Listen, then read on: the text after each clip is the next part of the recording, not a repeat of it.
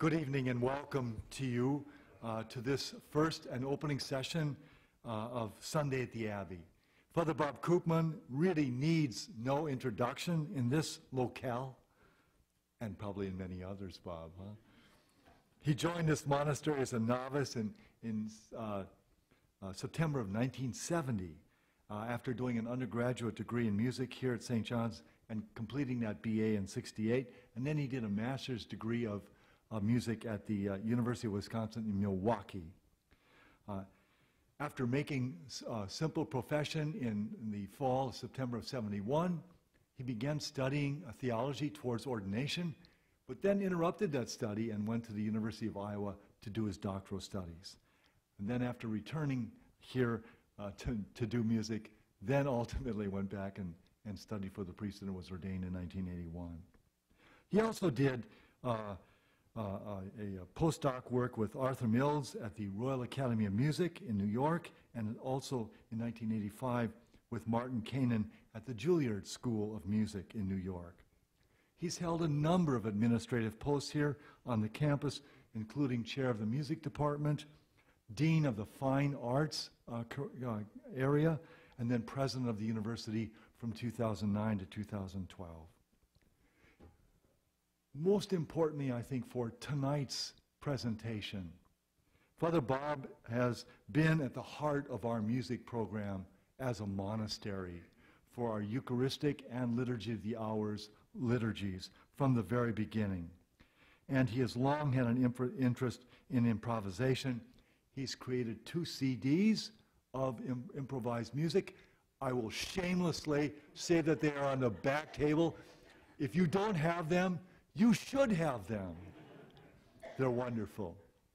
The title of Father Bob's presentation tonight is The Art of Improvisation, Music and Spirituality. Please give a warm Collegeville welcome to Father Bob.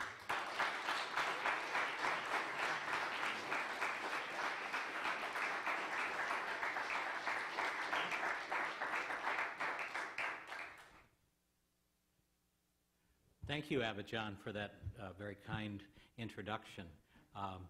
When I was a novice here, my parents came to visit, and my mother wasn't very excited about me being a monk at that time. She later loved it. But so I was telling my folks about some trouble that I'd gotten into with the socius, or the work boss, and he had scolded me very justifiably. And my mother, I was complaining, and she said, well, this wasn't my idea. so this presentation tonight wasn't my idea either. It was Abbey John's. I've done many presentations for musicians, and so piano teachers, organists on improvisation. But for a mixed crowd like this, I haven't before. So I'm very pleased to do it and very excited, but it's quite different. So, and I'm afraid that some of it is going to be all about Bob, because I have to explain to you how one learns to improvise. So I'm going to start, before I say much more, I'm going to start with a little bit of an improvisation on that hymn.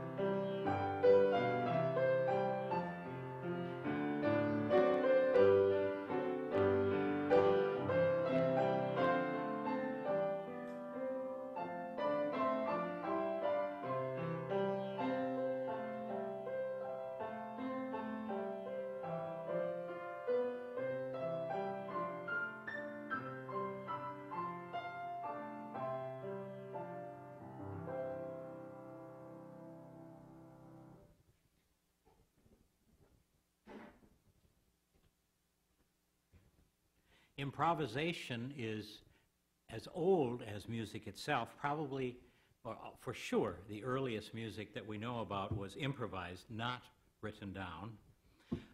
The classical musicians we know were good improvisers. Bach was said to be able to improvise a fugue on the spot.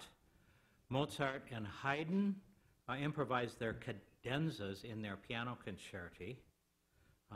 Jazz musicians have certainly kept up the practice in our days, but much of the classical world has lost it. Some organists do it, but this is the only commonly done form of improvisation I know of in the classical musical world. That painting which I put up there for your interest while you came in is called Improvisation, and it's by Vasily Kandinsky, and very abstract. 1913, he did a number of these called Improvisation, and I just thought it would be nice to post those, because improvisation is not only in music, but in a lot of other ways too. Barry Green, in a book called The Inner Game of Music, says that improvisation puts us in touch with music that comes from within us rather than from the composer. He also quotes William Blake and says that improvisation is a form of kissing the joy as it flies. So now I'm going to improvise on this next tune. The tune is called Love Unknown.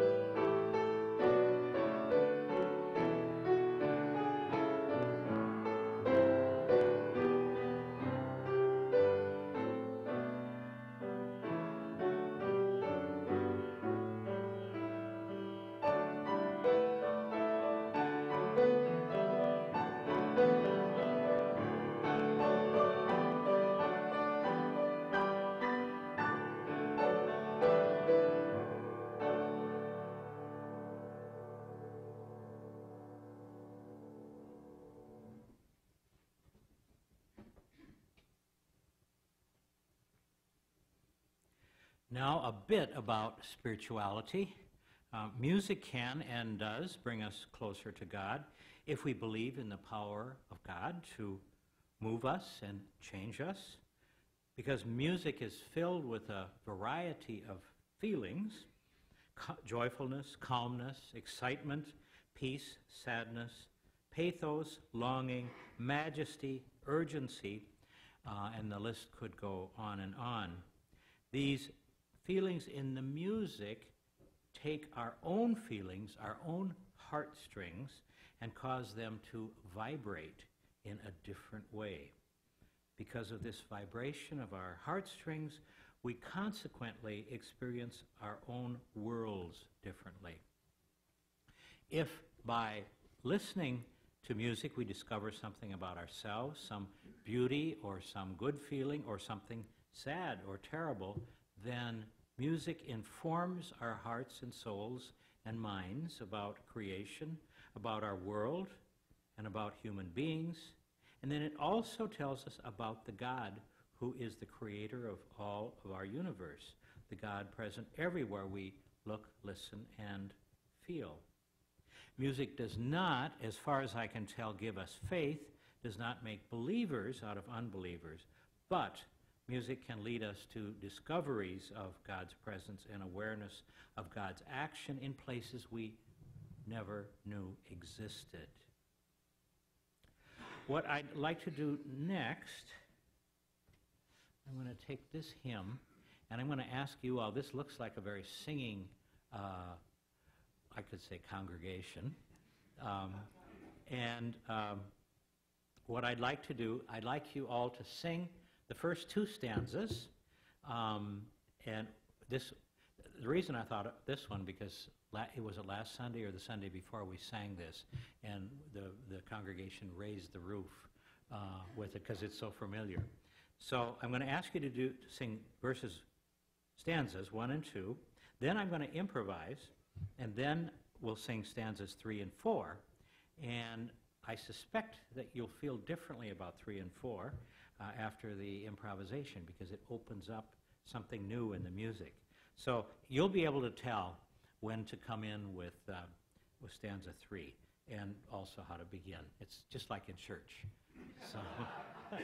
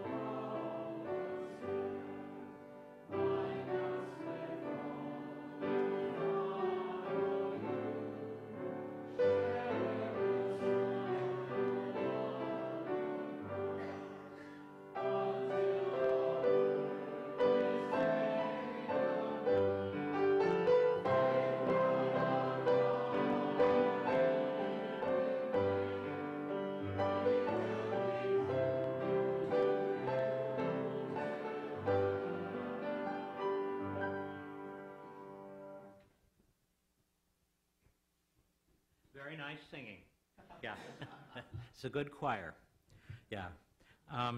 So I suspect that you heard that hymn a bit differently after the improvisation. And of course, I changed the key also. I made it a little higher. Anyway, it's just an example of how one can improvise and bring things to life in a new way. Now I'm going to begin to tell you a little bit about how I improvise, and I'm hoping that you'll be able to get something from this, whether you're a musician or not, and you can use it in musical or non-musical settings. Let me tell you first about how I started improvising.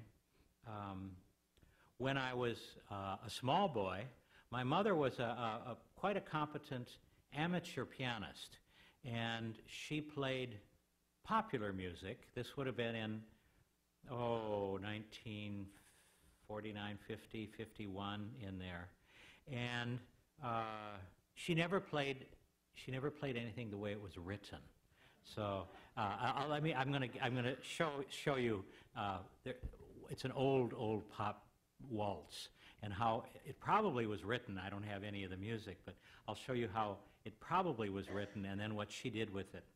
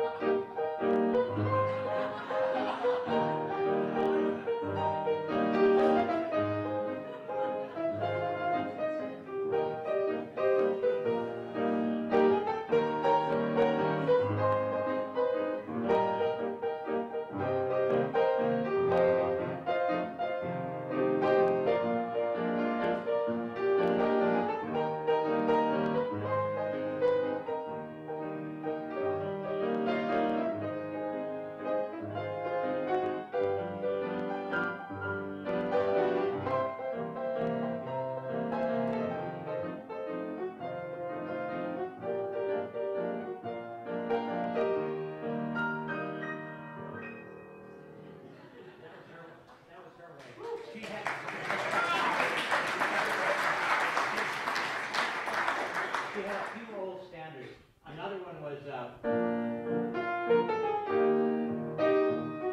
Quietest Down the River of Golden Dreams. And she would...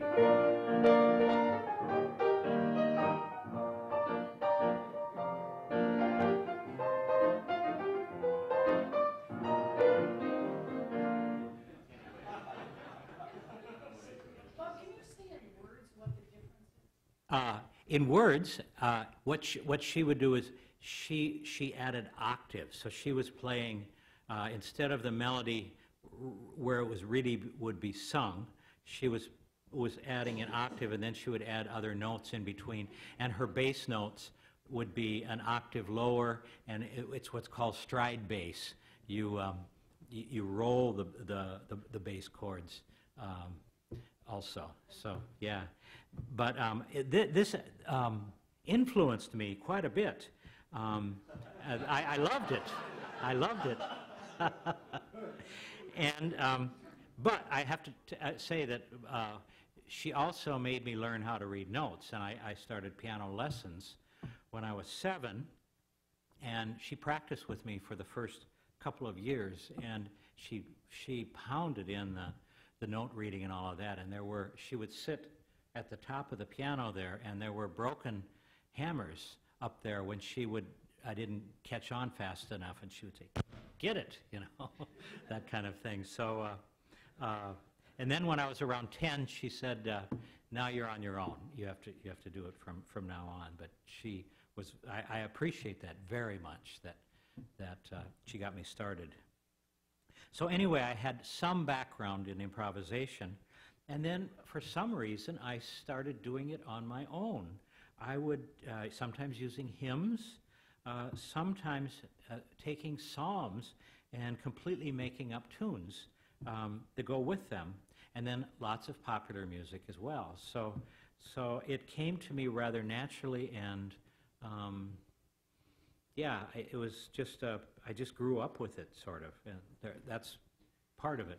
So I was able to, what we call play by ear, you know, so we would hear songs and hear it on the radio, and I would be able to, I would pick it out and figure it out.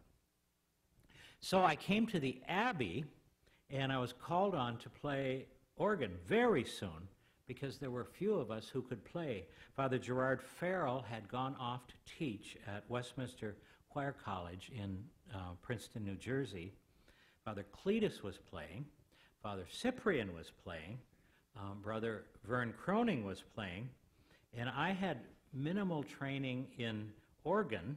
I had had one semester of organ with Father Gerard during my first year, my freshman year, because thanks to Willem Ibis, who's here, I became so passionate about piano and piano repertoire that I said I can't do two things at once. So I quit the organ, and but I could improvise. So that saved me as I was called on. I think that I played for the Christmas Midnight Mass during my novitiate, because it was only me and Vern. And Vern said, well, I'll kind of take care of the scola and you play. So it was very early that, and then I got better and better, because with improvisation, you have to do it. It's the same thing. It's not, for example, I'm not a very good jazz player, and the reason is because I don't do it. You have to do it. You have to develop a language. So musicians use both the emotional and the intellectual parts of their brains for composing and performing, and in improvisation we use both the emotional and intellectual parts of ourselves to improvise well. Barry Green, again, writes about working with spontaneity, creativity, intuition, and feeling, and balancing these functions with the analytical equivalents, discipline, logic, and so on. And so in improvisation, we need both, the emotional and the intellectual.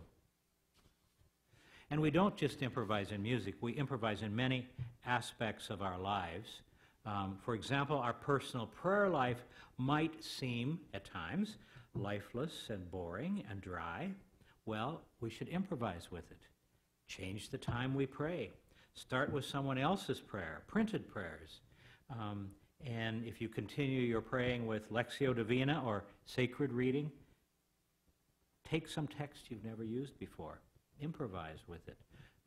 Seek God in new little corners and new places. Improvisation can be sinful as well. Gossip is improvising. So it's taking a few facts and then making up the most awful things we can think of to surround those few facts. And that's very hurtful to people and certainly is sinful. So improvising isn't always good. So I'm about to give you some steps that I go through in improvising, hoping that you will find it interesting.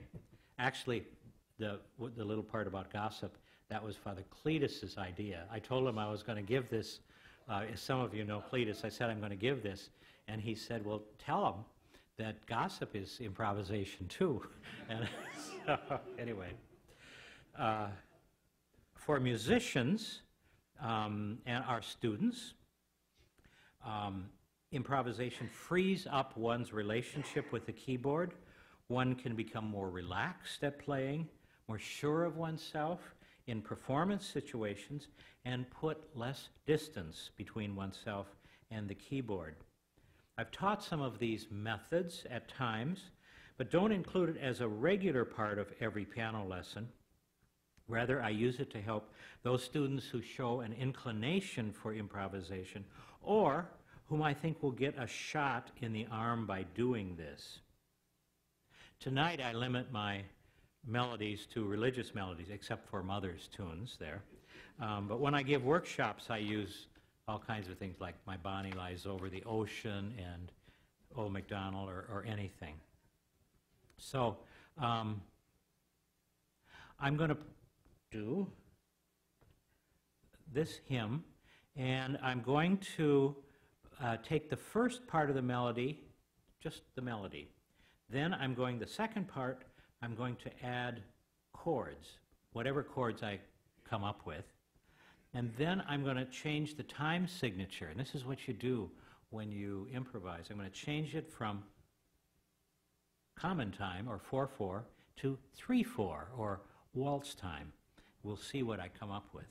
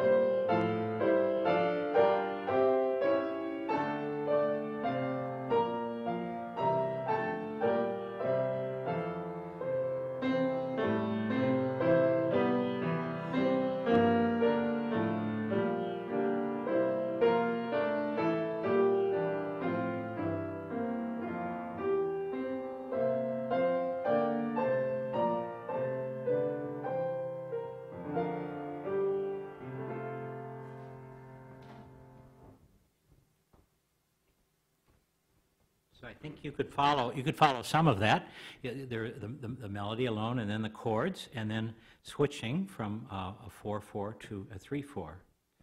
So improvisation is a whole different kind of music, and it engages our creativity in a different way. There are practical reasons for us musicians to improvise. In the liturgy, certainly, we can carry the spirit of the sung music into the next part of the worship or out the door. Musical improvisation can also help our musical memory by getting us comfortable without notes in front of us.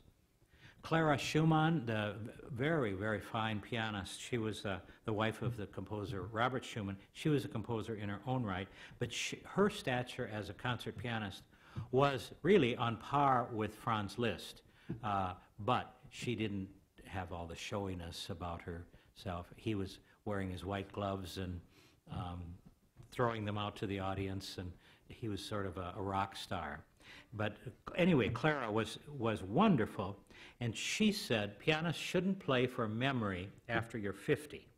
She used the score. She said we don't memorize as well later, so don't even try.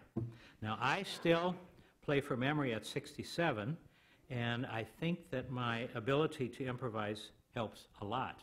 But now this has to stay in this room.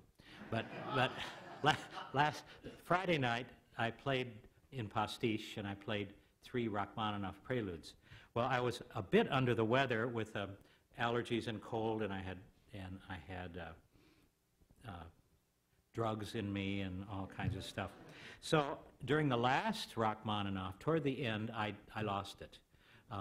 So I made up a whole new ending.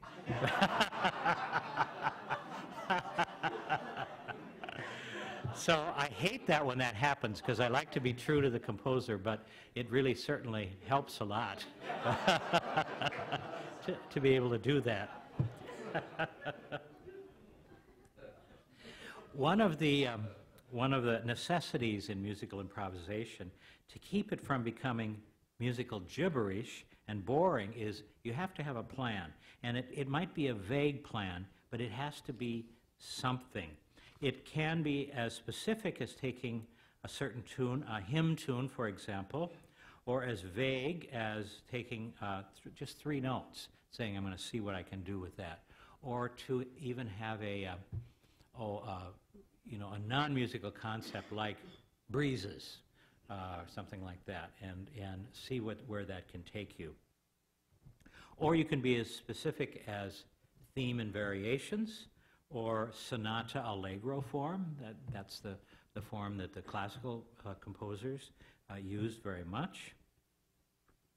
So when I teach improvisation or give these workshops, one of the things I say is you just have to do it. Just spend time improvising. It might be a half hour a day, 15 minutes a day, 5 minutes a day, but just do it and then let go and try anything. Because as you're sitting there alone, you think, well, that's the stupidest thing ever. But you just do it anyway, because you start to develop a vocabulary as you move along. So you could do something as simple as taking a pentatonic scale. That's the black keys on the scale. And you could say, I'm going to do 3 bars of 3/4 and 3 bars of 4/4. And then maybe put in some rests. Let me see if I can do that. So black keys.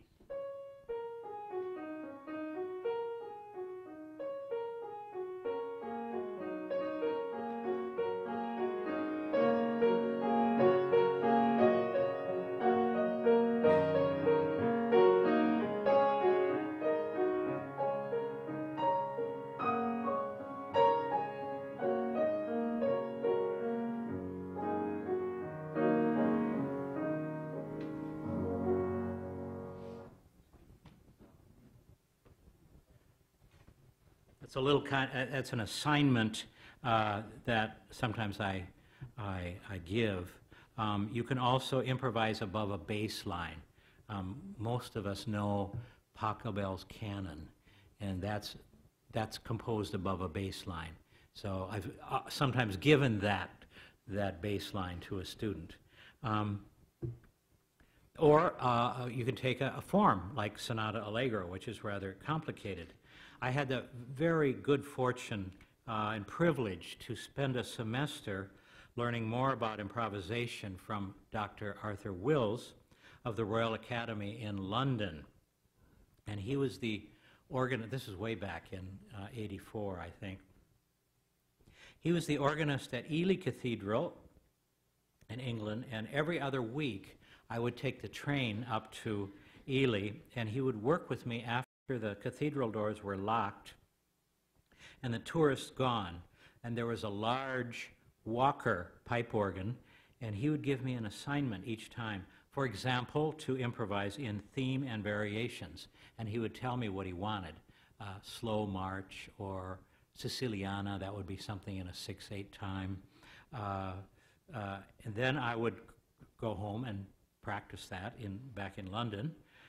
Or Sonata Allegro form, and then always I would use hymn tunes, and we used the old Anglican hymnal, English hymnal.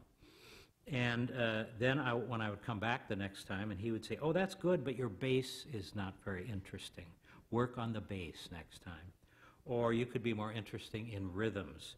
And that's kind of how I got better at improvising, by having a goal like that or a plan. And so that's just a little bit about the technical side of improvisation. Most of you who've heard me have certainly heard me play spirituals in church at Mass and so on. And I'll do one in a moment. it's interesting that those go way back in my roots too, even though you know, I'm from a very white neighborhood in Waterloo, Iowa, but we would go to see my grandparents in near Dubuque a couple times a month, and then we'd get together with cousins or something, and we'd be driving back at night usually, and there was a radio program that my parents loved to listen to on KXEL radio, and it was a guy who played big band music, and that's what they were interested in. But he would throw in a little, and happened to be an African-American guy, and he would throw in Mahalia Jackson, who was his hero. If some of you would know who she is. And he always closed his program with her singing the Lord's Prayer, the familiar one, Our Father, which art in heaven. But there would be Precious Lord, and there would be a few other things every once in a while.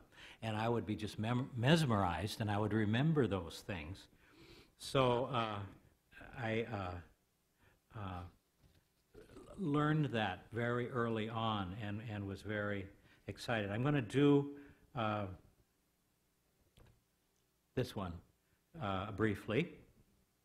By the way, this African American spiritual has its roots in a much older West African tune, which they would sing when bringing a body by boat to a burial site, and then it became Christianized in the United States. It's an interesting story about that. So here we are.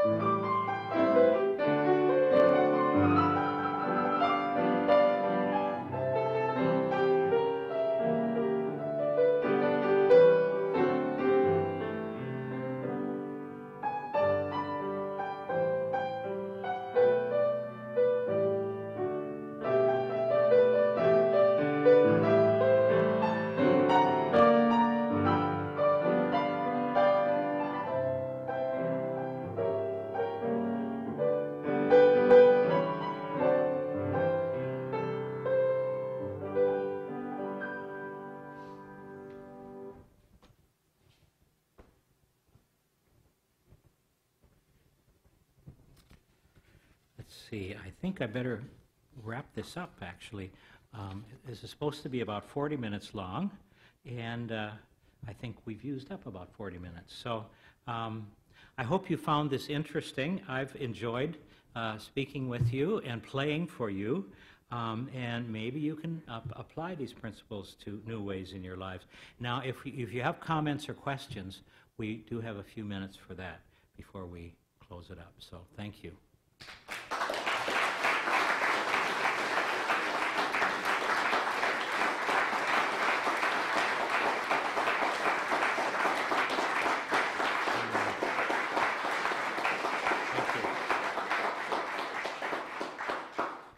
Mark? Yes. I'm wondering if your improvisation changes according to your audience, that you might think that they could understand tone clusters and really strange with chordal patterns and things like that more than others. Yeah, it does. That's a good question, because I think if I'm playing for a group of musicians, I tend to be a little more outside of traditional harmony. I'll do it, and then sometimes people will come up and say, "Well, that sounded like Hindemith," or something like that. But yes, that's. But I do. The audience does influence quite a bit. Mm-hmm. Well, Bob, do you ever find yourself you're improvising and you take a turn down and it's a dead end? That is, it's all of a sudden it's like it's not going to go anywhere. Well, no. Are there graceful ways to back out of that? Yeah, there are graceful ways. Yeah. In fact, I think it was Brother John Hanson who pointed out one time, he said, you make a mistake when you're playing, and then you just improvise on the mistake. And that's true. That's absolutely true. Renee. I'd like to ask two questions, or ask you to tell a story that sort of fits in this. When you were playing as a young artist at Carnegie Hall in that competition. Oh. And then the other one that I'd like you to just reflect on a little bit, and that's more of a question, is did your time in Africa do anything for improvisation, or did you find you could use their music in the same ways that you would use the music you already have? Thank you. Those are good questions. The first one is funny. I was playing in the finals of I think it was the Naumburg competition in Carnegie Hall, in fact. And this is a long time ago. And I was playing two pieces by Debussy. One was called What the West Wind Had Seen, and the other one was called Ondine. They were two preludes. And somehow, I started Ondine, and I ended up in What the West Saw. So I said to people who were listening, I said, I just played What Ondine Saw. Yeah. I didn't win that competition.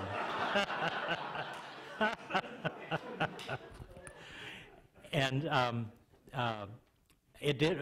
My time in Africa certainly did influence my improvisational style. I not only what they did in churches, and that was exciting. I tried to go to some of the more evangelical type of in South Africa, the the black churches, the Zionist churches, where you would actually see the building shaking outside because there was so much drumming and all kinds of stuff going on, and that did influence me quite a bit. I couldn't tell you exactly how. I think I got away a little bit from this, what Mark was talking about. I think I used to be more thinking about, what would Hindemith do or what would somebody else do. And also the East African, it's so repetitive. It's so repetitive. And I listened to township jazz. That was in Port Elizabeth, South Africa. I was directing South Africa program. And I just thought it was wonderful. It was not as refined as American jazz at all, but it was rough, sort of. But and they had terrible instruments, because this was 2000. That wasn't so long after Mandela finally got out of jail. That was in the late 90s or mid 90s, and they had terrible instruments. Saxophones that were just, they looked awful, and pianos that were way out of tune, and they were doing the best that they could, and they made wonderful music, wonderful, really vibrant and alive music. but that was township jazz. So yes, I was definitely influenced by that. And some of the tunes I still use once in a while, like as a an encore in a classical recital. Yes. Huh? No. Oh, no. Please. I'm going to give you a chance to improvise theologically. Okay. With one riff. Let's see what you do with it. Deep in the Benedictine tradition, as you know, is the story of Benedict and Scholastica in their last meeting. Yes. And well, you can help refresh the story. But Benedict, according to his own rule, is supposed to get back to the monastery before the sun goes down. Right. And she pleads with him not to, this is their chance, yearly chance to talk. Right. And but then prays, when he insists on going, she prays, thunderstorm, he has to stay. Uh-huh. So you want me to improvise on that? Well, you've talked about the structure, but then you riff on it. You certainly could. Rules and love is the way it's often presented. Yeah. Yeah. Structure, I don't know. Yeah. There is always that balance in our lives, and it's we balance it all the time. Those of us in the monastery, well, anybody who's following or interested in the rule, we're always pulled between the rules and what maybe could be done for our students or our audience or whatever. And then, I mean, I've struggled with that my whole life. I haven't been to prayer for a while. I got to get there, And then what about my students? And it's just it's a balance that we continually struggle with, and it's a healthy one actually. If we're thinking of that and don't just give up, especially on the monastic side. And that's a danger. You get so involved, or you're president of the university, and you're, you have so many things to think about. So yeah, that's true. Now the sisters at the St. Benedict's Monastery, one time we did a skit on with some of us and some of them, and the song that we used was "Raindrops Keep Falling on My Head." JP had a... A while back, you shared a wonderful story with me about a black vocalist, female vocalist that came to give a recital. Oh, yeah. And her accompanist didn't show up. That's right. That's right. And what are we going to do? And I'll go to Bob. That's right. That's way back, yeah. But that would seem to be where you drew your ability to get into black language. Right. This was Sister Theo Bowman. She's of happy memory. She's died now. But she was coming up and she was giving a presentation on ministry to blacks. And she called that morning to some of the guys that were sponsoring this, and she said, "My pianist is sick. I better not come." And they said, "No, we got somebody for you." And so she came, and she actually belongs to the same community that my aunt, although she lived in Mississippi, my aunt, Sister Helen, in La Crosse. And she was very nervous. And she said, "Well, let's go to the piano." And she said, "Here's my list of all the songs." What she would do was she would sing, and were you there, John? Yes, I was in seminary at that. Oh, okay. And so I think we started with Precious Lord, and it was wonderful. She told me, I saw what key she needed, and we did it, and she said, "I was shaking in my boots all the way up here. I thought I'm going to have to sing with this honky."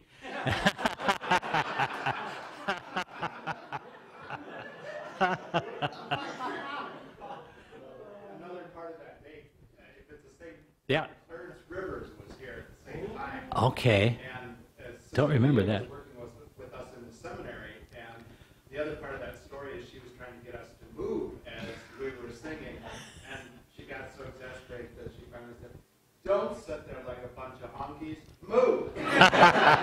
Yeah, yeah. Anyway. Bob, thank you. Thank you. My pleasure.